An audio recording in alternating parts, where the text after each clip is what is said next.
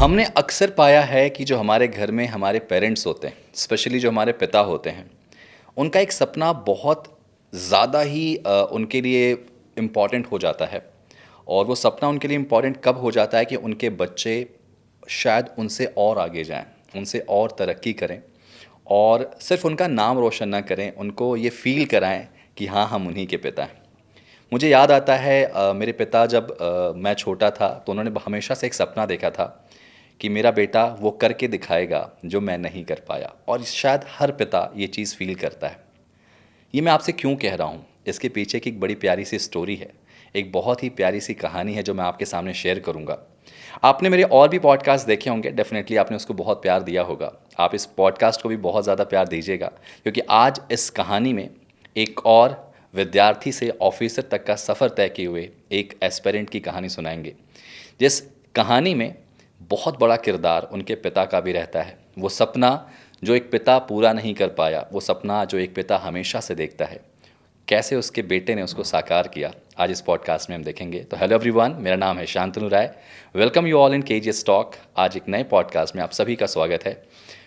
Please इस podcast को भी ज़्यादा से ज़्यादा शेयर कीजिएगा, और शेयर करने से ज़्यादा इससे जितनी ज़्यादा लर्निंग्स हो सकें वो यहाँ पे सीखिएगा। आज मेरे सामने जो गेस्ट हैं, उनको गेस्ट बोल के भी मुझे बहुत ज़्यादा खुशी फील हो रही है, क्योंकि उनकी जर्नी जो रही है, जो मैं आपसे अभी शेयर करूँगा, ये जर्नी एक आम जर्नी नहीं है, ये जर्नी एक ख़ास जर्नी है। तो चलिए मिलके इस जर्नी को हम जीते हैं, फील करते हैं, और मेरा ये वादा है कि आप इस जर्नी से बहुत कुछ सीखने वाले। So let's meet our champion, our officer Puneet Rathi, जो कि ऑल इंडिया रैंक 15 सिक्योर किए हैं एक बहुत ही रेपुटेड एग्ज़ाम में, जो कि यूपीएससी कंडक्ट कराता है, जिसका नाम है सीएपीएफ। सपना सबका होता है डिफेंस में जाने का, लेकिन अगर एज एन ऑफिसर आप वहाँ पहुँचते हैं, और वो भी इतनी अच्छी प्यारी सी रैंक, यानी all India rank 15 assistant commandant, इतनी प्यारी सी पोस्ट, कैसा होता है सफ़र, कैसी होती है वो कहानी जिस कहानी को जी के आते हैं। तो चलिए शुरू करते हैं इस कॉन्वर्सेशन को, और आप इस वीडियो को पूरा ज़रूर देखिएगा। तो चलिए मिलते हैं आज के हमारे गेस्ट, जो सिर्फ गेस्ट नहीं हैं, अब ऑफिसर पुनीत राठी हो चुके हैं। So hello Puneet, welcome in KGS talk. Thank you so much sir for inviting me. सबसे पहले तो आपको बहुत बहुत सारी शुभकामनाएं, बहुत सारी बधाइयाँ आपकी इस अचीवमेंट के लिए। Thank you sir. आपका चेहरा बता रहा है कि आप अंदर से खुश हैं आजकल, हैं? जी बहुत ज़्यादा, ये खुशी काफ़ी टाइम से मैं वेट कर रहा था, तो अब तो मुझे विश्वास भी नहीं होता है, बहुत खुश हूँ मैं इसमें। लेकिन अब तो विश्वास करना पड़ेगा, क्योंकि आपने ये चीज़ अचीव कर ली है। जी धीरे धीरे हो रहा है, जब आप सब लोग मिलते हैं, बातें करते हैं, तो होता है विश्वास। अच्छा, क्या वो सेलिब्रिटी वाली फीलिंग आ रही है अंदर से? क्योंकि अब तो आप ऑफिसर बन चुके हैं, और जाहिर सी बात है, ये आप एक नॉर्मल ऑफिसर नहीं बने, एक बहुत ही रेपुटेड ऑर्गेनाइजेशन में आप जा रहे हैं, कहा जाए तो डिफेंस में आप जा रहे हैं, और वहाँ पे भी आप एक रेपुटेड पोस्ट पे जा रहे हैं। कैसा फील हो रहा है अभी अंदर से? सर अभी काफ़ी स्पेशल फील हो रहा है। ठीक है। लगता है कि आई हैव अचीव समथिंग।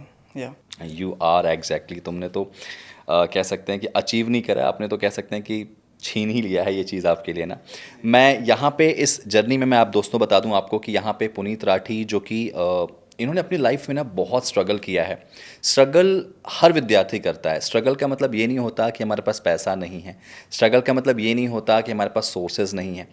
अक्सर मैंने पाया है कि जो विद्यार्थी होते हैं, उनकी एक बड़ी कॉमन समस्या होती है, वो हर टाइम कोई ना कोई एक बहाना दिमाग में होता है कि मैं गरीब हूँ, मेरे पास ये अभाव है, वो अभाव है, मैं दिल्ली नहीं जा सकता प्रिपरेशन के लिए, या मैं किसी एक जगह पे नहीं जा सकता, मैं इस कॉलेज में नहीं जा सकता। बड़े सारे ना क्वेश्चन मार्क लगे होते हैं।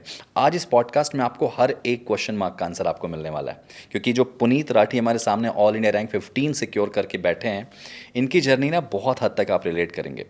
पुनीत, मेरे पास बहुत सारे क्वेश्चंस हैं, बहुत बड़ा कारवां मेरे पास क्वेश्चन का है, बहुत सारे बच्चों के क्वेश्चंस हैं जो कि मैं इन जनरल पूछूंगा, और मेरे और भी जो अभी मैंने पॉडकास्ट किया था उसमें और भी जो हमारे ऑफिसर्स थे उनसे मैंने पूछा था। क्वेश्चंस आपसे भी मैं करूंगा, आपकी भी चीज़ों को जानने की कोशिश करूंगा।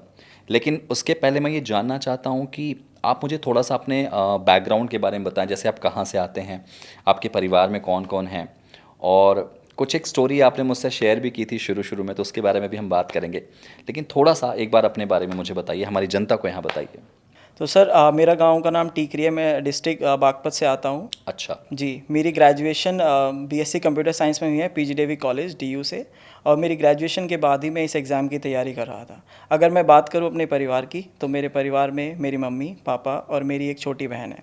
मेरे पापा किसान हैं, और किसान रहते हुए भी उन्होंने बहुत सारी चीज़ें, कभी मुझे अभाव महसूस नहीं होने दिया है, और हमेशा मेरी पढ़ाई में निरंतर उन्होंने मेरा सपोर्ट किया है। सर एक चीज़ आपको बहुत अच्छे से आप रिलेट कर पा रहे होंगे, एक बड़ा प्यारा सा नारा है ना, जय जवान जय किसान। आपने किसान का परिवेश देख लिया, आप जवान का परिवेश आप देखने वाले हैं। बहुत कम लोग होते हैं सर जो इस दोनों सिचुएशन से होके गुजरते हैं, तो यू आर ब्लेस्ड। और डेफिनेटली आपके पिताजी ने आपको बहुत अच्छा ही कुछ दिया है जिस वजह से आप इस मुकाम पे पहुँचे। आपने एक बात अभी बोली, जब मैं आपसे एक नॉर्मल आपसे बात कर रहा था, कि आपने अपनी जो प्रिपरेशन है वो गांव से ही करी थी। जी, आपने घर पे रह के ही पढ़ाई करी थी इस एग्ज़ाम के लिए। इस एग्ज़ाम के लिए।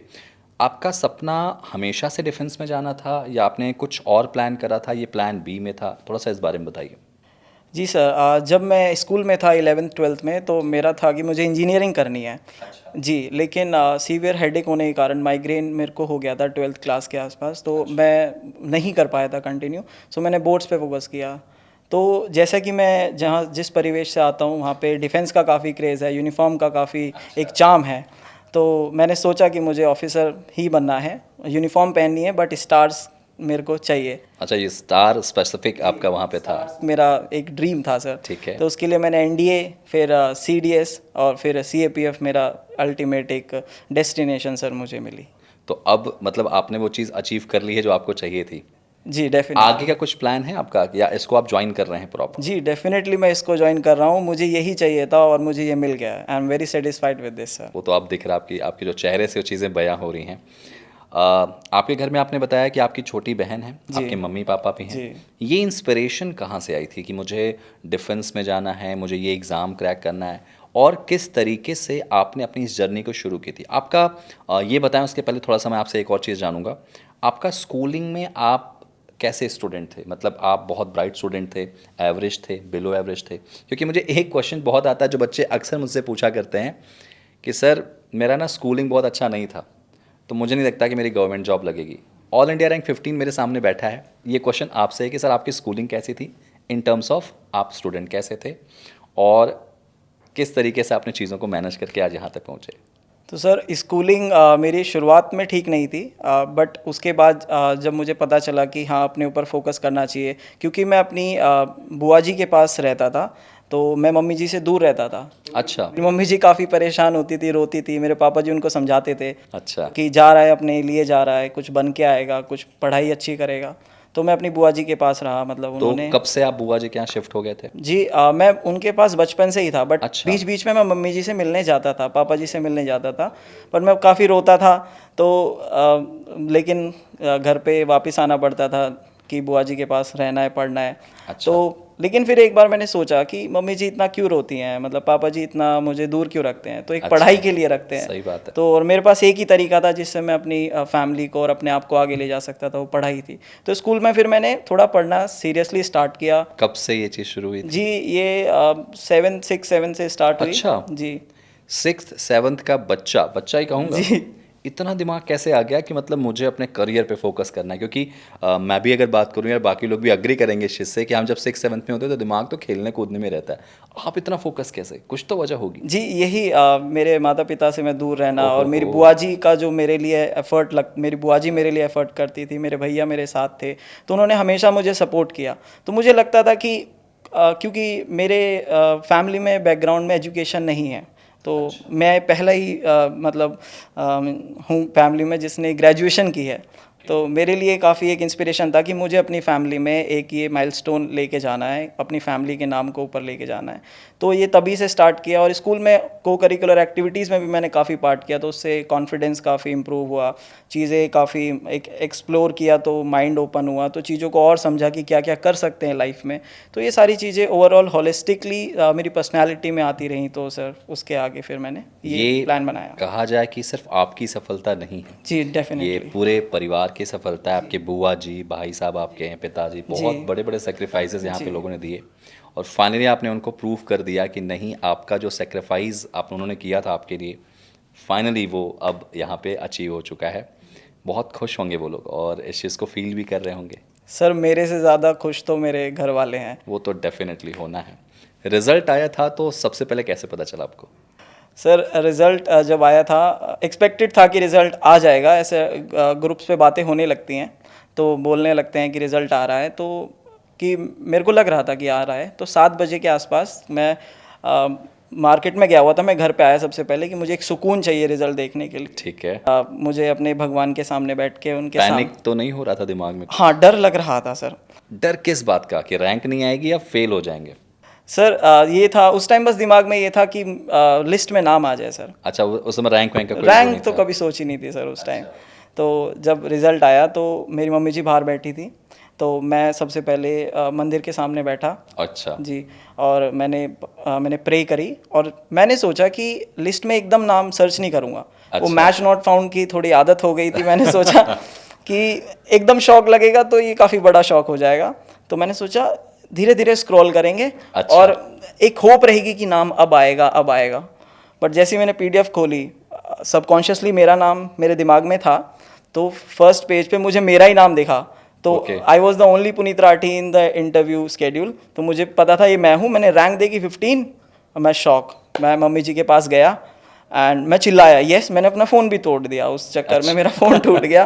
तो फ़ोन का भी लगा कि हाँ भाई नया फ़ोन लेने का टाइम आ गया है, तो ऐसा हुआ। तो मम्मी जी के पास गया, हक किया उनको एंड शी वॉज क्राइंग। मैं बहुत रो रहा था, बहुत चिल्लाया। एक आंटी थी, वो डर गई कि भाई क्या हो गया बेटा, रो मत, सब ठीक हो जाएगा। मैं कहा नहीं, अब सब ठीक हो गया है। तो ये सारी चीज़ें तो काफ़ी ये आंसू बहुत ज़्यादा खुशी के आंसू थे। ये वो 15 मिनट का जो क्षण होता है ना, जी आप उस 15 मिनट के क्षण में पूरी वो ज़िंदगी जी लेते हैं जो आपने बिताई है। जी वो स्ट्रगल, वो गिरना, फिर उठना, फिर संभालना, वो जो मोमेंट होता है ना, मेरे तो अभी भी गूज़बम्स आ रहे हैं। सही बात है, ये चीज़ जो होती है वो हमें बहुत इंस्पिरेशन देती है। आप एक स्टोरी मुझसे शेयर कर रहे थे। दोस्तों, ये स्टोरी आपको ज़रूर सुननी चाहिए यहाँ पे पुनीत की। और एक वर्ड है स्किज़ोफ्रेनिया, अगर आप साइंस की भाषा में बात करेंगे, जिसको कई लोग डेजा चू या डेजा वू भी कहते हैं, जिसमें भविष्य हम अपना बता सकते हैं। और ये चीज़ आपके साथ भी फील हुई होगी कि आपको, मैं बता रहा हूँ जो भी लोग मुझे यहाँ सुन पा रहे हैं, कि ये चीज़ आपके साथ ज़रूर हुई होगी कि आपने कुछ देखा है और आपको लगा कि यार ये चीज़ मैंने पहले कभी देखी है, जबकि वो चीज़ आपके सामने हो रही है। पुनीत की एक बड़ी प्यारी सी कहानी है, स्टोरी है। पुनीत खुद, अब मैं चाहूँगा कि आप उसको शेयर करें लोगों तक। पुनीत की रैंक है ऑल इंडिया रैंक 15। मैम मैं कुछ नहीं बोलूँगा, ये पुनीत आगे कंटिन्यू करेंगे। पुनीत ज़रा प्लीज़। जी। तो सर जब रिज़ल्ट आने वाला था, मैं थोड़ा श्योर तो था कि मेरा रिज़ल्ट आएगा, क्योंकि मैं उस पे ही अपनी एनर्जी सारी फोकस कर रहा था। लेकिन मेरे से ज़्यादा श्योर मेरे पेरेंट्स थे, मेरी मम्मी जी। तो रिज़ल्ट आया 5 जुलाई को। ठीक तो है। 1 जुलाई को मेरी मम्मी जी सुबह उठती हैं और कहती है कि तेरी रैंक 16 आई है। 1 जुलाई को? जी 1 जुलाई को। रिजल्ट आता है 5 जुलाई को? जी। ठीक है। कह रही तेरी रैंक 16 आई है। अच्छा। मैं कहा मम्मी जी 16 नहीं, 116 होगी या 216 या 316 होगी। 16 तो मैं एक्सपेक्ट ही नहीं कर रहा। सही बात है। और फिर जब रैंक आई 15, तो मेरी मम्मी जी इतना श्योर थी, कह रही मुझे तो पता ही था। मैं शौक था, मैं तो एक्सपेक्ट ही नहीं कर रहा था। तो मम्मी जी एकदम श्योर। मगर मम्मी जी बताओ, ऐसे सपने देखा करो, अच्छे सपने तो लाइफ में अच्छी चलती रहेगी। 16 बताया उन्होंने और 15 आपकी रैंक जी आई। जी भाई साहब, सीरियसली कुछ चीज़ें तो सच में बड़ी अमेजिंग होती हैं लाइफ में। एंड यस, उस समय सरस्वती जी का वास मम्मी जी के ज़ुबान पे था। और आप देख लो कि एकदम काफ़ी क्लोज़र नंबर उन्होंने बताया, क्योंकि इन जनरल एक पेरेंट्स जो होते हैं वो यही कहते हैं कि हाँ तू पास हो जाएगा, तू अच्छा कर रहा है, तू फेल हो जाएगा, पास हो जाएगा, तू मेहनत कर रहा है, ये कर रहा है, वो कर रहा है। रैंक बता देना और वो भी इतना close, that is literally amazing. बहुत दिलचस्प कहानियाँ हैं और बड़ा अच्छा लग रहा मुझे आपसे बात करके। एक स्टूडेंट की बात करूँगा, अगर एक स्टूडेंट बात करें पुनीत राठी और एक करेंटली एज एन ऑफिसर बात करें पुनीत राठी, क्या डिफरेंस महसूस कर रहे हैं अभी आप? तो सर अभी तो अगर मैं देखूं, 10 दिन पहले मैं वो भी एक नॉर्मल एस्पिरेंट था। मैं सोच भी नहीं रहा था कि मेरा हो जाएगा। ऑल्दो एक आता है कि हाँ इस बार मैंने बहुत एफर्ट्स करे हैं, मेरे मेंटोर से है, मेरी फैमिली है, सब ने मेरे को बहुत सपोर्ट किया है, तो लग रहा था कि हो जाएगा। लेकिन वो ये रैंक 1 को भी नहीं पता होता है कि उसकी रैंक 1 आने वाली ये है बात भी है। रिजल्ट से पहले। लेकिन उसके बाद तो सर ये कहते हैं ना कि एक ड्रीम टाइम होता है, तो ये मेरा अभी एक ड्रीम टाइम चल रहा है कि अभी रिज़ल्ट के बाद और ट्रेनिंग जब भी स्टार्ट होगी, जब मैं ऑफिसर फाइनली बन जाऊंगा, तो ये अभी मेरा ड्रीम टाइम है, I am living the moment of my life sir. तो एग्जैक्ट मुझे इससे बेहतर अभी फ़िलहाल तो कुछ नहीं हो सकता, तो I am thankful to God sir. आप डिज़र्व भी करते हो यार ये चीज़ें, क्योंकि जब हम कोई चीज़ अचीव करते हैं तो हमें शायद दुनिया को ये दिखता है कि हम ये बन गए, लेकिन शायद दुनिया उस मोमेंट को नहीं देख पाती जी जो हमने इसके पहले जिया है। जी आपने उस मोमेंट को बहुत अच्छे से जिया था, उस मोमेंट में अप्स एंड डाउन्स देखे थे। आप बता रहे थे कि आप एनडीए के लिए भी गए, सीडीएस के फेलियर्स भी आपने बहुत देखे, और उस फेलियर्स के कह सकते हैं कि वहाँ से निकलना बड़ा मुश्किल हो जाता है। और अच्छा, एज अ स्टूडेंट कभी लाइफ में डिस्ट्रैक्शंस नहीं आए? क्योंकि ये जो ऐसा एज है, इस एज ग्रुप में अक्सर हम डिस्ट्रैक्ट हो जाते हैं, और ये बड़ा कॉमन सा मेरा यहाँ पे क्वेश्चन सभी के लिए है, और इसका जवाब शायद आपसे बेटर कोई दे नहीं सकता, कि आप लाइफ के इस फेज़ में होते हैं जो 18 से 25 तक की जो उम्र होती है ना, जी ये एक ऐसी फेज़ होती है जहाँ पे बहुत सारे रीजंस होते हैं डिस्ट्रैक्ट होने के। आजकल का जो स्पेशल माहौल चल रहा है, कह सकते हैं सो कॉल्ड यूथ जो हमारी बनाई जाती है, जो बन जाता है वो बहुत अच्छे से बन जाता है, जो बिगड़ जाता है शायद वो बनने में बहुत दिक्कत हो जाती है। आप मुझे बताइए, आपकी लाइफ में कोई डिस्ट्रैक्शन रहा है क्या? जी डेफिनेटली बहुत ज़्यादा डिस्ट्रैक्शंस रहे हैं, और डिस्ट्रैक्शंस की वजह से ही कुछ कमियां मेरे अंदर रही, जिसकी वजह से मेरा पहले नहीं हुआ। ये अगर वो कमियां नहीं होती तो ये काफ़ी पहले हो सकता था, बट ठीक है, मतलब जो टाइम होता है वो God's time is always a best time. तो ये है, तो डिस्ट्रैक्शन ऑलवेज मोबाइल है, फ्रेंड्स हैं, ये मेजरली दो डिस्ट्रैक्शंस हमारी लाइफ में होते हैं। बाकी तो चीज़ें करने की उतनी थी नहीं, एक्सप्लोर करने के लिए बाद में। तो उसके लिए हमेशा जो है एक पेरेंट्स का जो एक रहता है ना, सामने इमेज रहती है पेरेंट्स की, कि बहुत सही पापा बात जी बोल जो रहे हैं। मेहनत करते हैं, बुआ जी जो एफर्ट डाल रही हैं, तो वो हमेशा ये रोक के चलते थे। ठीक है, ये जैसा आपने कहा एज 18 to 25 ऐसी होती है, तो इसमें संभालने वाले कुछ लोग अगर मिल जाएं, बिल्कुल आपको पकड़ के खींचने वाले कि आप गलत जा रहे हो, तो बिल्कुल। चीज़ें थोड़ी आसान हो जाती है। And I was fortunate enough to have those people in my life sir. तो इस वजह से डिस्ट्रैक्शन कंट्रोल कर पाया, और फाइनली इस वाले टाइम में तो सॉलिट्यूड में चला गया सर। मैंने किसी से बात नहीं करी, मेरे को था कि मैं बाद में बात करूंगा जब मैं बन जाऊंगा, क्योंकि मेरे साथ मेरे फ्रेंड्स भी जानते थे कि मैं कुछ बनूंगा, क्योंकि उन्होंने देखा था वो। तो मैंने सोचा फ्रेंड से बाद में बात करूंगा जब मेरा सिलेक्शन हो जाएगा, और जब मैंने बात की तो वो वही फ्रेंड्स थे, तो वे जैसे उन्होंने लास्ट टाइम बात की थी। तो सबके लिए बहुत अच्छा फील हो रहा है जी। एक चीज़ मुझे याद आती है यहाँ पर दोस्तों, मैं आपसे यहाँ पे कहना चाहूँगा, क्योंकि ये पॉडकास्ट हमारा, इसमें बहुत सारे क्वेश्चन हैं जो भी हमें डिस्कस करेंगे, और करियर रिलेटेड बहुत सारे क्वेश्चंस जो मैं एज अ एस्पिरेंट, अगर आप जो जानना चाहते हैं वो आपको इस पॉडकास्ट में मिलेगा। और मेरे पिछले पॉडकास्ट में भी मैंने आपको बताया था, ज़िंदगी में कभी डिस्ट्रैक्शन आए ना, तो ये बात याद रखना मेरी, अपने उस पिता को याद करना जो आपके लिए अपने आप को इतना सेक्रीफाइस कर चुका है, जो शायद आपने कभी फील नहीं किया है। वो एक ऐसा इंसान है जो शायद आपके सामने रोए ना कभी, लेकिन उसकी जो आह निकलती है, कभी वो ऑफिस से लौट के घर पे आता है, अपने कह सकते हैं कि हाथ की जो बटन होती है जिस शर्ट की, जब खोलता है, उसके चेहरे पे जो पसीना होता है, जो थकान होती है, बहुत बड़ा इंस्पिरेशन देती है आपको आपकी लाइफ में आगे जाने के लिए। आपकी माँ ने जिस तरीके से शायद आपको जाहिर नहीं होने दिया, लेकिन आपको इतना कुछ दे दिया है। बहुत होती है चीज़ें ये डिस्ट्रैक्शन से बचने के लिए। तो लाइफ में आपको हो सकता है कि एक मोमेंट बहुत अच्छा लगे, लेकिन उस एक मोमेंट के चक्कर में ना आप अपना भविष्य बिगाड़ सकते हैं। बहुत बड़ा एग्जाम्पल यहाँ पे पुनीत हैं, और इनकी लाइफ में भी डिस्ट्रैक्शंस रहे हैं, लेकिन इन्होंने अपनी इमेज, जो पिता की, माँ की, अपने उस परिवार की इमेज हमेशा सामने रखी है, और उसका रिजल्ट देखिए। सर आपकी एज कितनी है मुझे बताइए पहले? जी 25। 25 की एज, और आप असिस्टेंट कमांडेंट। अब बताओ, असली ज़िंदगी तो अब शुरू हो रही है। वो 4 दिन की चांदनी फिर अमावस की रात हो जाती है, और असली जो कह सकते हैं ना पूर्णिमा, वो अब होने वाली है। पूरी 25 की उम्र में जब आदमी जॉब पा जाता है, इतनी हायर रैंक अचीव कर लेता है, तो अब आप सोचिए कि जैसे जैसे वो आगे जाएगा, financially strong, position wise strong, और फिर उसकी जो कह सकते हैं कि लाइफस्टाइल, ईच एंड एवरीथिंग लोग कॉपी करते हैं। तो थोड़ा सा अपने आप को इस समय में कैद कर लीजिए कमरे में। इस समय में अपने आप को बिल्कुल दिखा दीजिए कि नहीं, मुझे सिर्फ मुझसे मतलब है, मुझे अपने गोल को क्रैक करना है। बहुत सही चीज़ आपने यहाँ बताई, और उसका रिजल्ट आपके सामने है। मैं कुछ क्वेश्चंस यहाँ पे रखा हूँ पुनीत, मैं चाहूँगा ये क्वेश्चंस हमारे जो ऑडियंस होती है वो हमसे चाहती है कि आपसे डिस्कस करें। आपका जो एजुकेशनल बैकग्राउंड आपने बताया कि आपने क्या BSc computer BSc science. Computer science से किया। जी जब आप ग्रेजुएशन के लिए सब्जेक्ट चूज़ करते हैं, तो उस समय क्या आपका करियर दिमाग में होता है? जी सर। मैंने ग्रेजुएशन के लिए सब्जेक्ट चूज़ किया था तो ऑब्वियसली हम अपने प्राइमरी गोल पे फोकस करते हैं, लेकिन एट द सेम टाइम हमें सेकेंडरी चीज़ों को साथ लेके चलना पड़ता है, because life is full of uncertainties. तो इसलिए मैंने कंप्यूटर साइंस चूज़ किया कि सो दैट आगे मैं अपना करियर इसमें नहीं तो एक रिस्पेक्टफुल करियर बना सकूं आईटी फील्ड में। तो ये मेरे दिमाग में था उस टाइम। अच्छा, जी ओके। तो मतलब प्लान बी बहुत ज़रूरी है लाइफ में ना, मुझे लगता है अगर आप आगे जा रहे हैं तो। जी, definitely back of the mind होना चाहिए, नहीं तो डिप्रेशन आ जाता है उस लेकिन टाइम। प्लान ए पे आप पूरी जान लगा जी दो, मुझे लगता है जी। उसके बाद प्लान बी की वो ज़रूरत वो पड़ती नहीं। ये है, इसलिए मैंने अपने जितना भी मेरा टाइम था मैंने उसमें दिया, सो दैट आगे जाके लाइफ में मैं रिग्रेट ना करूं कि मैंने बिल्कुल। उसके लिए फुल एफर्ट्स नहीं करे। अब आगे का क्या प्लान है, मतलब आप बस लाइफ एंजॉय करना है? जी, अभी तो जब तक ट्रेनिंग नहीं है एंजॉय करना है, उसके बाद फुल डेडिकेशन से। अच्छा, मुझे एक बात बताओ, आपका रूटीन क्या था, मतलब जब आप पढ़ाई करते थे, स्पेशली अगर मैं बात करूं सीएपीएफ की, तो सुबह से शाम तक का कोई एक स्पेसिफिक रूटीन था? कई लोग कहते हैं कि सर मैं डेली टाइम टेबल बनाता हूँ। मुझे मैंने कई लोगों ने, मैं इंटरव्यूज़ लिया तो वहाँ पे लोगों ने बोला कि सर मैं डेली टाइम टेबल बनाता था और डेली उस टाइम टेबल को फॉलो करता था। कुछ एस्पिरेंट्स मुझे मिले जिन्होंने कहा कि सर मैंने एक टाइम टेबल बनाया और उसको मैंने रेगुलर फॉलो किया। तो आपके साथ ये क्या रूटीन रहा है जब आप तैयारी करते थे, प्रिपरेशन करते थे?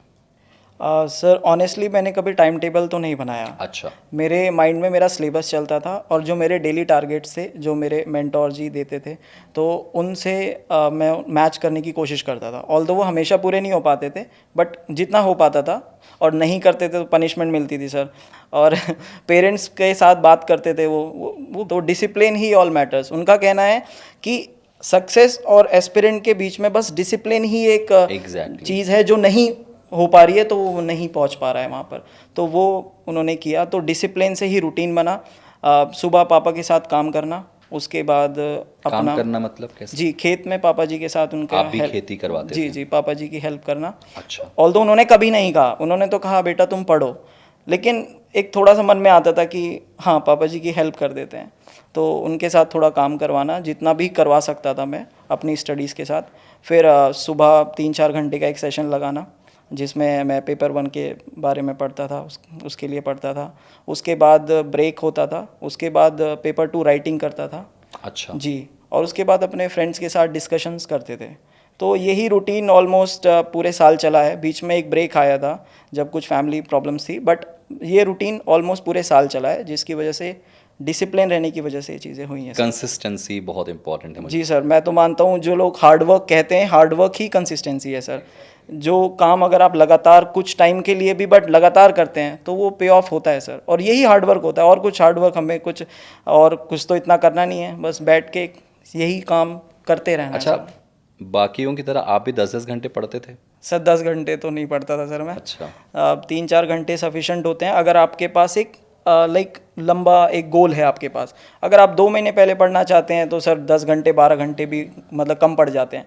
लेकिन जैसा कि मुझे पता था कि मुझे यही करना है, तो मेरे पास एक प्लान था कि इतने टाइम में मुझे करना है, तो उसके लिए 3-4 घंटे कभी।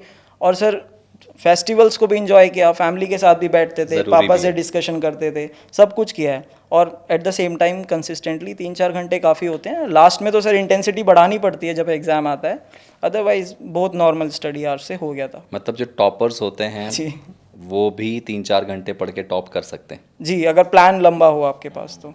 अच्छा, कितना परफेक्ट टाइम होना चाहिए किसी भी एग्ज़ाम को? मैं सीएपीएफ की बात कर लेता हूँ, ज़्यादा दूर नहीं जाएंगे। अगर सीएपीएफ का एग्ज़ाम क्रैक करना है तो कितना टाइम लेके चलें? 1 साल, 6 महीने, 2 साल? जैसे मान लीजिए एक स्टूडेंट है, वो 12वीं पास करता है, क्या तब से ही लग जाए, या ग्रेजुएशन कर लें फिर उसके बाद लग जाए? तो आप इसके ऊपर क्या सजेशन देंगे? तो सर CAPF एग्ज़ाम के लिए ऐसा नहीं है कि आपको 12th के बाद स्टार्ट कर देना है या ग्रेजुएशन के बाद, मतलब ग्रेजुएशन में भी आपको इतना सोचने की ज़रूरत नहीं है। इस एग्ज़ाम के लिए आपको बस डेडिकेशन चाहिए। अगर आप 8 महीने भी डेडिकेटेडली काम कर देते हैं, अब बशर्ते अगर आपको पता हो कि मुझे क्या करना है, आपका सिलेबस आपको पता हो, आपको क्या क्या प्रैक्टिस करनी है, सारी चीज़ें पता हो सही गाइडेंस के साथ, तो 6 से 8 महीने काफ़ी है इस एग्ज़ाम के लिए। 3 to 4 आवर और 5 hours of study a day, ये काफ़ी है। इतना कुछ ज़्यादा पहले करने की ज़रूरत नहीं है। मुझे ऐसा लगता है कि 6 से 7 महीने आपने बताया काफ़ी होगा। तो एक बच्चा जो 12th पास करके आता है, उसका मान लीजिए सपना, इस पॉडकास्ट को देख रहा है वो, और इसके बाद उसका सपना हुआ कि मुझे क्रैक करना है एग्ज़ाम, तो मैं पहले ग्रेजुएशन कर लूँ या फिर मैं कोशिश करूँ कि प्रिपरेशन शुरू कर दूँ और ग्रेजुएशन भी करते रहूँ? आप क्या यहाँ सजेशन देना चाहेंगे? तो सर मैं ही मानता हूँ कि अगर आपने ग्रेजुएशन में एडमिशन लिया है तो सर आप पहले उस पर फोकस कीजिए, क्योंकि अल्टीमेटली इस एग्ज़ाम के लिए जैसा मैंने कहा कि कुछ महीने 7-8 महीने भी काफ़ी है अगर distractions and all those things जो आपके फेवर में हुई तो ग्रेजुएशन पे आप फोकस करेंगे तो आगे रिग्रेट नहीं करेंगे। नहीं तो लाइफ में ये होता है कि ग्रेजुएशन में अच्छा नहीं पढ़ा है और बाद में कुछ चीज़ें हमारे अकॉर्डिंग नहीं होती है तो फिर बाद में प्रॉब्लम्स फेस करनी पड़ती है। तो ग्रेजुएशन में just enjoy your college life, enjoy your studies and उसके बाद फिर इस पर फोकस कीजिए। जी मुझे लगता है कि ग्रेजुएशन का जो लास्ट ईयर होता है वो बड़ा क्रूशियल होता जी है ना, क्योंकि उसके बाद फिर हमारी जर्नी एक नए आयाम पे जाती है। और मैंने पाया है कि सेकेंड ईयर या थर्ड ईयर में बच्चे जो जाते जाते प्रिपरेशन की तरफ स्विच होते हैं और बहुत सीरियस अपने आप को वहाँ फील करते हैं, तो ये टाइम मेरे ख्याल से परफेक्ट होना चाहिए। जी लास्ट ईयर में और जो लास्ट सेमेस्टर है आपको पता होना चाहिए कि अब उसमें आप टाइम वेस्ट नहीं कर सकते, उसमें आपको ग्रेजुएशन कंप्लीट होते ही आपको अपना एग्ज़ाम देना है। तो लास्ट ईयर लास्ट सेमेस्टर बहुत क्रूशल होता है, तो मैंने भी अपना सीडीएस का अटैम्प्ट लास्ट सेमेस्टर से ही दिया था। अच्छा जी अच्छा, मुझे एक चीज़ बताइए, इंग्लिश का बड़ा रोल रहता है इन एग्ज़ाम्स में, है ना? जी। और मैंने जैसे हमारे और भी जो अभी ऑफिसर्स जो बन चुके हैं वो आए थे, उन्होंने हालांकि इंग्लिश बैकग्राउंड से आए थे। आपका भी बैकग्राउंड इंग्लिश ही जी रहा है? मेरा बैकग्राउंड ठीक इंग्लिश है। था। इंटरव्यू में आपने इंटरव्यू इंग्लिश में ही दिया था कि हिंदी में दिया था? मॉक इंटरव्यू इंग्लिश नहीं में नहीं, था। एग्ज़ाम जो आप इंटरव्यू प्रॉपर देने गए थे। सर ये डिपेंड करता है इंटरव्यूअर में कि वो आपसे किस लैंग्वेज में बात करना चाहते हैं। तो मेरा इनिशियली इंग्लिश स्टार्ट हुआ था, बट उन्होंने फिर हिंदी में पूछना स्टार्ट किया तो फिर मैंने हिंदी में स्विच कर अच्छा, लिया। हिंदी इंग्लिश में मैटर नहीं करता जी, वहाँ पे? ये चीज़ इंटरव्यू पे तो डिपेंड है। ये चीज़ तो हमारे और भी जो ऑफिसर्स हैं उन्होंने भी बताया कि अगर आप हिंदी मीडियम वाले हैं तो आप ऐसा कुछ नहीं है कि आपको यहाँ पे प्रेफरेंस नहीं जाएगी। लेकिन मेरे ख्याल से आप इस चीज़ को बहुत अच्छे से रिलेट कर पा रहे हैं कि इंग्लिश का होना बड़ा ज़रूरी है आज के लाइफ में। आप इसको कैसे मतलब जस्टिफाई करते हैं, लाइक अगर इंग्लिश आप अच्छी बोलते हो तो उसका रोल रहता है कि नहीं रहता है? जी डेफिनेटली इंग्लिश का रोल है, क्योंकि हमें अपना सब्जेक्टिव एग्ज़ाम ही इंग्लिश में लिखना होता है, ग्रामर है उसमें, तो इंग्लिश नॉलेज तो बहुत ज़रूरी है। और हम अपने आप को प्रिपेयर ही इंग्लिश में करते हैं अगर हम हमारा मीडियम इंग्लिश है। हिंदी है तो एक अलग बात है, बट मीडियम इंग्लिश है तो हम अपने आप को प्रिपेयर इंग्लिश लैंग्वेज में करेंगे। मेरा मॉक इंटरव्यू भी इंग्लिश में हुआ था। Even I was expected to speak in English, कि भाई मैं सोच रहा था मैं इंग्लिश में बात करूँगा, but interview started speaking in Hindi, तो मैंने सोचा ठीक है फिर हिंदी में बात करते हैं, एंड वो चीज़ें चलने लगी। बट आपको प्रिपेयर रहना होगा कि कोई भी लैंग्वेज में वो बात कर सकते हैं। तो अगर आप इंग्लिश में प्रिपेयर रहेंगे तो हिंदी आप इजीली बोल सकते हैं। तो इंग्लिश बहुत क्रूशल है और इसके लिए आप कंटिन्यूसली प्रैक्टिस करते रहें तो अच्छा रहेगा। मुझे ऐसा लगता है कि अगर आपकी इंग्लिश अच्छी है, इफ़ यू स्पीक वेल, तो एक अलग ही पर्सनालिटी दिखती है ना। एक अच्छा, लोग सुनना भी बहुत पसंद करते हैं। शायद आज का जो दौर चल रहा है वहाँ पे अगर आप इंग्लिश बोलते हैं तो लोग आपको थोड़ा सीरियस भी लेते हैं, मुझे ऐसा लगता है। जी, और एक चीज़ मुझे और इसमें ऐड करनी है कि जब हम इंग्लिश बोलते हैं ना तो मुझे लगता है हम बहुत कॉन्शियसली बोलते हैं, काफ़ी चीज़ें सोच के बोलते हैं। हिंदी में हम बह जाते हैं, हमारी जब भाषा आ जाती है हम बह जाते हैं। तो थोड़ा सोच समझ के बोलते हैं, चीज़ें हमारे कंट्रोल में ज़्यादा चलती है जब हम इंग्लिश में बात करते हैं। ज़रूरी भी है, मुझे लगता है कि ये चीज़ आज के परिवेश के हिसाब से। हमने आपके बारे में थोड़ा जाना, आपके बैकग्राउंड के बारे में जाना, लाइक आपका स्टडी जो भी रहा है। प्रिपरेशन के दौरान आपको जो सबसे चीज़ परेशान की थी वो क्या थी? जैसे सीएपीएफ की बात कर लेता हूँ मैं इसी एग्ज़ाम को फोकस कर रहा हूँ अभी। तो प्रिपरेशन के दौरान सबसे बड़ी चीज़ जो मुझे पहले परेशान करती थी वो मेरी कंसिस्टेंसी ही थी, जिसकी वजह से मेरे पहले अटेम्प्ट्स में नहीं हुआ था। और उसके लिए सर एक चीज़ और होती है कि हम डिज़ायर तो करते हैं, बट उसके लिए हम एडिक्वेट एफर्ट्स नहीं लगाते हैं, और अल्टीमेटली फिर हम कहते हैं कि ये चीज़ हमें नहीं मिली। तो सर मैंने एक्सपीरियंस किया कि मैंने डिज़ायर किया, एडिक्वेट एफर्ट्स, कुछ भी रीजंस हो सकते हैं, पर्सनल प्रोफेशनल जो भी आपके हो सकते हैं, तो वो चीज़ नहीं मिली। लेकिन जब कंसिस्टेंसी आई तो उसके साथ चीज़ें ठीक होती चली गई। तो उसको लाना ही सबसे बड़ा स्ट्रगल होता है मेरे हिसाब से एक एस्पिरेंट के लिए। अच्छा, पेपर 2 आपने बताया था डिस्क्रिप्टिव पूरा होता है, ऐसे राइटिंग होती है वहाँ पे। तो बहुत सारे बच्चों का ये परेशानी का सबक रहा है। बहुत सारे बच्चे यहाँ पे अपने आप को स्ट्रगल करते पाते हैं। आप इससे कैसे अपने आप को मैनेज किए थे और आप क्या सजेशन देना चाहेंगे हमारे अपकमिंग ऑफिसर्स को कि भाई पेपर 2 के लिए कैसे प्रिपरेशन करें? सर पेपर 2 काफ़ी डायनेमिक हो गया आजकल, जो अभी जो चल रहा है रिसेंट ईयर्स में, क्योंकि यूपीएससी जो आपसे क्वेश्चंस पूछती है वो काफ़ी जनरल होते हैं। मतलब अगर कोई एक अच्छा सिटीजन है कंट्री का, उसको उन चीज़ों के बारे में पता होना चाहिए। और हम तो फिर भी एस्पिरेंट्स हैं, तो हमें तो ज़्यादा पता होना चाहिए। तो काफ़ी जनरल वे में होता है। तो रीडिंग न्यूज़पेपर हमें रेगुलरली करना है। हमें आसपास की चीज़ों में जो चीज़ें हो रही हैं उसमें इंटरेस्ट लेना है, चाहे वो पॉलिटिक्स हो, चाहे वो इकोनॉमिक्स हो, चाहे वो आपका डिफेंस हो। मोस्ट इंपॉर्टेंटली आपको डिफेंस में जाना है, इंटरनल सिक्योरिटी में जाना है, तो वो चीज़ें आपको रखनी पड़ेगी। और कंटिन्यूसली प्रैक्टिस प्रैक्टिस प्रैक्टिस, यही एक चीज़ है। क्योंकि अल्टीमेटली क्या होता है, बच्चे पेपर ही पूरा नहीं कर पाते। मैं उसका एग्जाम्पल हूँ, मैं लास्ट टाइम पेपर ही पूरा नहीं कर पाया था। तो प्रैक्टिस करते रहिए। मैंने करीबन 200-250 टॉपिक लिखे थे पूरे साल में, और जी, और काफ़ी ज़्यादा फुल लेंथ पेपर लगाए थे, 3 घंटे बैठ के जो लगाना होता है। तो उसी से अल्टीमेटली काम होता है, नहीं तो सिर्फ नॉलेज माइंड में होने से वो पेपर पे नहीं आती है। तो प्रैक्टिस कीजिए, टॉपिक्स को पहचानिए, किसी एक्सपीरियंस आप मेंटोर से जुड़िए, उनसे बात कीजिए। उन्होंने टॉपिक्स लगभग 200-250 टॉपिक हमें दिए, तो हमने वो लिखे, एंड वी वर श्योर कि जो टॉपिक्स हम प्रैक्टिस कर रहे हैं उसी में से आएंगी। क्योंकि जनरलाइज चीज़ें हो रही हैं लाइफ में, जो चल रहा है वही, जो सोसाइटी में चल रहा है, जो कंट्री में चल रहा है, वही चीज़ें पेपर 2 में आपको टॉपिक्स में देखने को मिलेगी। तो ऐसे ही बस प्रैक्टिस करेंगे तो हो जाएगा। अच्छा, पेपर 1 वर्सेस पेपर 2, जी। ज़्यादा मेहनत किस में लगती है?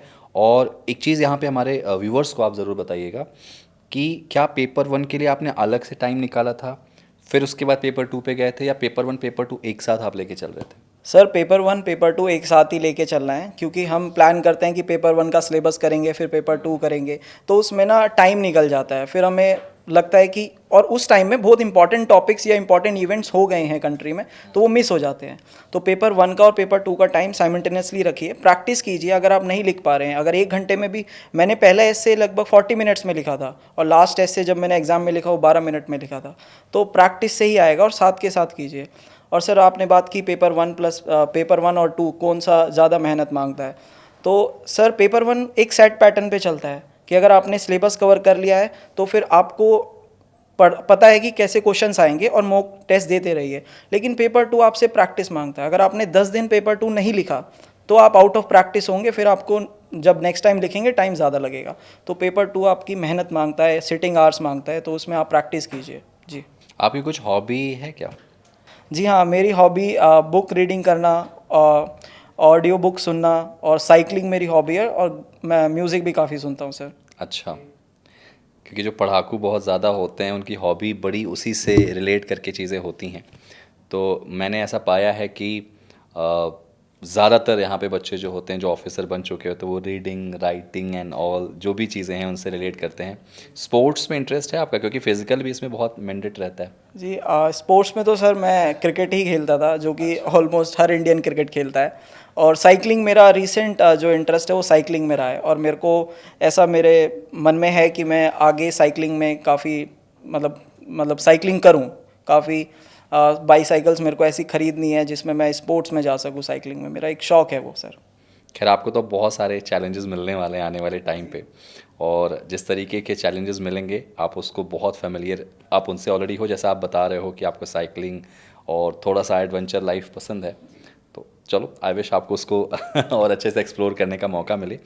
इंटरव्यू का एक्सपीरियंस क्या रहा था आपका? आप जब वहाँ गए थे तो कैसा एक्सपीरियंस रहा था? कैसे क्वेश्चंस थे? आपके दिमाग में क्या चल रहा था? एक तो पहले आप ये मुझे बताइए कि आपके दिमाग में कब क्या चल रहा था जब आप मेन डोर पे खड़े थे, दरवाजे पे खड़े थे, आप अंदर एंट्री लेने वाले थे। दिमाग में क्या चल रहा था? क्या पूछेंगे? नर्वसनेस थी? कैसे क्या हो रहा था वहाँ पे थोड़ा सा? तो सर मैं इसको थोड़ा पहले से स्टार्ट हाँ करता हाँ, हूँ। Sure sure. तो मेरा हमेशा से ये है कि जब नेक्स्ट डे मेरा कोई इंपॉर्टेंट इवेंट होता है मुझे नींद नहीं आती है। तो सर मैंने एक छोटी सी नींद की गोली रखी ताकि मेरे को नींद आ जाए। फिर भी मेरे को सिर्फ 2 से 3 घंटे की नींद आई थी। तो अगले दिन जब हम गांव से ही डायरेक्ट गाड़ी में यूपीएससी जा रहे थे, अच्छा। तो मेरे को नींद आ रही। मेरे पापा जी कह रहे, भाई तेरे को इंपॉर्टेंट इवेंट्स पे पता नहीं क्यों नींद आती है, काम खराब करेगा। मैं कहा, नहीं पापा जी टेंशन ना लो आप। अच्छा, ये इंटरव्यू के टाइम की बात जी बता जी रहे हो जी। आप? और ठीक है। गर्मी तो बहुत ज़्यादा थी उस दिन दिल्ली में 29 मई को। तो अंदर जाने से पहले मैं काफ़ी घबराया हुआ था। मेरे को पसीने आ रहे थे, बहुत ज़्यादा आ रहे थे। लेकिन सर पता नहीं क्या हुआ कि जब मैंने बिल्डिंग में एंटर किया तो एक अलग ही वाइब आई और मेरे चेहरे पे स्माइल आ गई। ओके। और थ्रू आउट मतलब मैं देख रहा था आसपास सब टेंस हैं, जहाँ वेटिंग हॉल है सब टेंस है, लेकिन मैं खुश था। मैं ऐसे था कि ये मेरा मोमेंट ऑफ द लाइफ है, ओके। ये चीज़ कभी नहीं आएगी, and not everybody get chance to sit here. तो मैंने सोचा इसको मैं एंजॉय करूँगा। और जब मेरे को ले जाया गया इंटरव्यू के लिए, तो जो स्टाफ मेरे को ले जा रहे थे, तो मैंने उनसे पूछा बोर्ड कैसा है, तो कह रहा बोर्ड बढ़िया है, आप अच्छा करना, खुशी मतलब आपको खुशी होगी इंटरव्यू देने के बाद। तो जब बाहर बैठा मैं थोड़ा सा सोच रहा था कि अंदर क्या पूछा जाएगा। मेरी लाइफ में जो जो चीज़ें हुई हैं, मैं उस टाइम वो सोच रहा था कि अगर ये इंटरव्यू नहीं है तो क्या होगा। फिर वो सारी चीज़ें रिकलेक्ट करके मैंने बोला छोड़ो, देखी जाएगी, लिव दिस मोमेंट। और अंदर जब मैं गया and they made me comfortable, और उन्होंने इंग्लिश में, मैंने इंग्लिश में आंसर करना स्टार्ट किया, उन्होंने हिंदी में बात की। पर 3-4 क्वेश्चन जब उन्होंने हिंदी में पूछे तो मैं समझ गया कि जब एक सीनियर और मैम है वो अगर हिंदी में बात कर रही है तो मैं भी हिंदी में बात करता हूँ। तो वहाँ से फिर इंटरव्यू पिक हुआ और मतलब सब अच्छा ही गया। फिर बहुत अच्छा एक्सपीरियंस, मैं तो हंसते हुए बाहर आ रहा था। मैंने सबसे हाथ मिलाया, वहाँ जो सिक्योरिटी थी मैंने उन सबको थैंक यू बोला, मतलब सब कुछ अच्छा था। मतलब it was a memorable day for me sir. कितने बोर्ड मेंबर्स थे वहाँ पे? सर 4 मेंबर्स थे, ठीक एक है। चेयरमैन और 3 मेंबर्स जी। पहला क्वेश्चन आपसे क्या पूछा गया था? पहला क्वेश्चन उन्होंने मेरे से, मैं ट्यूशन्स पढ़ाता था ऑनलाइन घर पे शिक्षा.com से, तो उन्होंने पूछा ये क्या हुआ। तो फिर मैंने उनको बताया कि ये क्या है, तो उसके बारे में बातें हुई। तो फिर मेरे बुक रीडिंग के बारे में बात की। तो अच्छा। स्पिरिचुअलिटी से रिलेटेड बुक्स पढ़ता हूँ मैं, आचार्य प्रशांत जी को पढ़ता हूँ। तो उसमें चीज़ें मैंने बताई, तो मुझे लगा वो एक अच्छा मोमेंट था। उन्हें लगा कि हाँ भाई थोड़ा सा सुलझा हुआ कैंडिडेट आया है, शायद उनको लगा होगा। अच्छा, आपको याद है आपका इंटरव्यू कितने बजे हुआ था? टाइम याद है कुछ, जी कब हुआ था? डेफिनेटली, लगभग 2:10 पे मुझे अंदर बुलाया गया था। अच्छा, और आप कब वहाँ पहुँच गए थे सेंटर पे, मतलब हॉल पे कब पहुँच गए थे, इंटरव्यू हॉल पे? जी मतलब उस 2:10 बिल्डिंग पे मैंने एंट्री की थी इंटरव्यू रूम में। और आप वहाँ कब पहुँच गए थे, मतलब वहाँ पे हम 11 बजे पहुँच गए थे। 11 बजे? अच्छा, तो मतलब 11 बजे आप वहाँ पहुँच गए। उसके बाद क्या वहाँ टाइम कोई फिक्स होता है, आपको बता दिया जाता है आपका इंटरव्यू कब है, या फिर रैंडम आपका नंबर आ जाता है? नहीं सर, हमें एक लिस्ट दे दी जाती है। मेरा आफ्टरनून शिफ्ट था, तो उसमें मेरा 3rd नंबर था। और सर एक इम्पॉर्टेंट एक थोड़ी कोइंसिडेंस वाली बात बताता हूँ कि उससे पिछले दिन 28 मई को मेरे दोस्त ने पूछा कि तुझे क्या लगता है तेरा बोर्ड क्या होगा। तो मैंने बोला प्रीति सुडान मैम का बोर्ड होगा एंड मेरा नंबर 3रे पे आएगा। अच्छा। एंड एग्जैक्टली वैसा ही हुआ।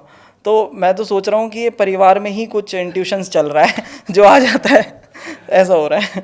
फिर तो आप एक काम करिए, एक बार कुछ और बड़ा सा प्लान करिए, है ना, क्योंकि होता है कभी कभी, कृपा रहती है चीज़ों की। चलिए, बहुत अच्छा है। मैं चाहूँगा कि ये हमारा पॉडकास्ट मिलियंस में जाए, और ये आप तो कम से कम बोल ही दीजिए। तो यहाँ पे कुछ और क्वेश्चंस यहाँ पे देना चाहूँगा मैं कि आपको जीएस को प्रिपरेशन करने में कितना टाइम लगा, और क्या जीएस आपको बहुत ज़्यादा प्रॉब्लम क्रिएट करके दे रही थी इन टर्म्स ऑफ, क्योंकि इसके फैक्ट बहुत सारे हैं, अनलिमिटेड डेटा है, कैसे आपने उसको कोप अप किया था जब आप बात जीएस की करते हैं पढ़ाई में? तो सर सबसे पहले तो हमें सिलेबस देखना बहुत इंपॉर्टेंट होता है, पैटर्न को समझना इंपॉर्टेंट होता है। तो इसमें स्पेसिफिक बुक्स होती है, एनसीईआरटीज आपको पहले पूरी कवर करनी है, एंड कुछ आपको आपकी बुक्स होती है, जैसे लक्ष्मीकांत है आपके पास, मॉडर्न हिस्ट्री के लिए आपके पास स्पेक्ट्रम है, और हिस्ट्री के लिए जो बाकी एंशिएंट हिस्ट्री के लिए उसके लिए स्पेसिफिक बुक्स मिलती नहीं है। बट हाँ, एनसीईआरटी पे डिपेंड मैं था उस टाइम। तो उन्हीं बुक्स को बार बार पढ़ना, बार बार अंडरलाइन करना, हर बार नई चीज़ें मिलना, फिर उससे समझ के नोट्स बनाना। तो सर ऐसे ही जीएस को प्रिपेयर किया, और जब कंटिन्यूसली क्वेश्चंस लगाए, मॉक टेस्ट दिए, तो उसमें और चीज़ें पता चली। मॉक टेस्ट का सर सबसे जो नई चीज़ इस बार करी थी मैंने, जो मेरे सर ने बताई थी, तो आपको एनालिसिस करना है कि आपने क्वेश्चन का एनालिसिस किया, आंसर का किया, बट जो 4 ऑप्शंस है उनके बारे में भी अगर एनालिसिस किया तो वो 4 नए ऑप्शंस जो थे, 4 नए क्वेश्चंस मेरे लिए बन गए थे। तो ऐसे भी सिलेबस को सर मैंने कवर किया। ये बहुत बहुत इंपॉर्टेंट फैक्ट है यहाँ पे जो अभी बताया पुनीत जी ने। ये चीज़ आप बिल्कुल अपने कह सकते हैं कि बुक लिस्ट में डाल दीजिएगा कि आप सिर्फ मॉक टेस्ट मत लगाइए, मॉक टेस्ट लगाने के साथ साथ उसके ऑप्शंस को भी एनालाइज कीजिए, क्योंकि जाहिर सी बात है 4 ऑप्शन 5 ऑप्शन है तो 5 नए क्वेश्चंस जी आपको दे देंगे, और आपके पास एक an number of amount questions के हो जाते हैं, और डेफिनेटली वो बहुत हेल्प करते हैं सिलेक्शन में आपके। Definitely sir. तो पुनीत जी से हमने ऑलमोस्ट सारी बातें कर ली हैं। अगर आपको लगता है कि कोई क्वेश्चन जो आपके दिमाग में है, जो आप पूछना चाहते हैं, तो आप कमेंट करके हमें ज़रूर बताइएगा। जाते जाते एक छोटा सा मैसेज मैं चाहता हूं कि आप हमारे व्यूवर्स को दे दें। आप कुछ अपनी तरफ से अपना एक्सपीरियंस, जो कि जाहिर सी बात है आपको बहुत लोग देखेंगे, और एक इंस्पिरेशन दिमाग में आएगा कि भाई हम भी कभी इस जगह पहुँचें। तो एक छोटा सा मैसेज मैं चाहूँगा कि आप हमारे व्यूअर्स को दें, उनको बताएं, जो उनके लिए कहीं ना कहीं एक बहुत बड़ा इंस्पिरेशन हो जाएगा। कोई भी चीज़ एक थॉट से स्टार्ट होती है। अगर आपने अपने फ्यूचर के लिए एक थॉट डेवलप कर लिया है तो मुझे लगता है फर्स्ट स्टेज आप क्लियर कर चुके हैं। उसके बाद बहुत इंपॉर्टेंट है कि आप कंसिस्टेंटली उस थॉट पे काम करें और अपने एक थॉट को रियलिटी में बदलें। और इसमें एक चीज़ जो आपको कभी नहीं भूलनी है, अपने पेरेंट्स को, उनके इमोशंस, उनके मन में आपके लिए क्या एक्सपेक्टेशंस है, वो क्या चाहते हैं आपकी लाइफ से। श्योरली वो हमको सक्सेसफुल देखना चाहते हैं, तो उनको कभी ना भूलें। और जब आप उनको अपने दिमाग में रखेंगे, उनको हमेशा अपने सामने रखेंगे, तो आपको एक इंस्पिरेशन मेहनत करने की हमेशा मिलती रहेगी। तो ये चीज़ है। और इसके साथ साथ मैं एक चीज़ बताऊंगा, जैसे मेरा इंटरव्यू, क्योंकि मेरा रैंक मेरे ख्याल से मेरे इंटरव्यू की वजह से ही अच्छा आया है। तो मैंने एक ही इंटरव्यू दिया था जो कि केजीएस को दिया था, और यहाँ पे जो जो मैंने मिस्टेक्स करी, मुझे अच्छा फीडबैक दिया और उस फीडबैक पे मैंने बस काम किया। मैंने सोचा कि ये देना है और इस पे काम करना है और अल्टीमेटली नेचुरल रहना है, और नेचुरल रह के ही फिर आप अच्छा, मतलब मैंने अच्छा उसमें किया। और यहाँ पे एक बार मॉक इंटरव्यू आप ज़रूर ट्राई कीजिएगा, मतलब आपको अच्छा फीडबैक मिलेगा और आप डेफिनेटली अच्छा करेंगे फाइनली। जी, thank you so much Puneet, it was amazing meeting with you. और मुझे लगता है कि इस मीटिंग से, इस पॉडकास्ट से हमारी बहुत सारे व्यूअर्स को बहुत कुछ फ़ायदा मिला होगा। So once again thank you so much, and yes, wishing you very very very best of luck for your future. Thank you so much. Thank you so much sir. Thank you KGS team, आपने मुझे opportunity दी कि मैं अपनी बातें कह पाऊँ और aspirants को कुछ मेरे से सीखने को मिले, जिसमें, क्योंकि एक एवरेज स्टूडेंट अगर यहाँ पे पहुँच सकता है तो कोई भी पहुँच सकता है। तो कंटिन्यूसली मेहनत कीजिए and best of luck for your future. तो ये तो थे हमारे साथ पुनीत राठी, जिन्होंने ऑल इंडिया रैंक 15 सिक्योर किया एक बहुत बड़े एग्जाम में CAPF के। डेफिनेटली आपको इस पॉडकास्ट से बहुत कुछ सीखने को मिला होगा और इस सीख को आप अपने लाइफ में ज़रूर उतारेंगे। तो आज के लिए इतना ही, मिलते हैं एक और नए पॉडकास्ट में एक नई कहानी के साथ। तब तक के लिए टेक केयर।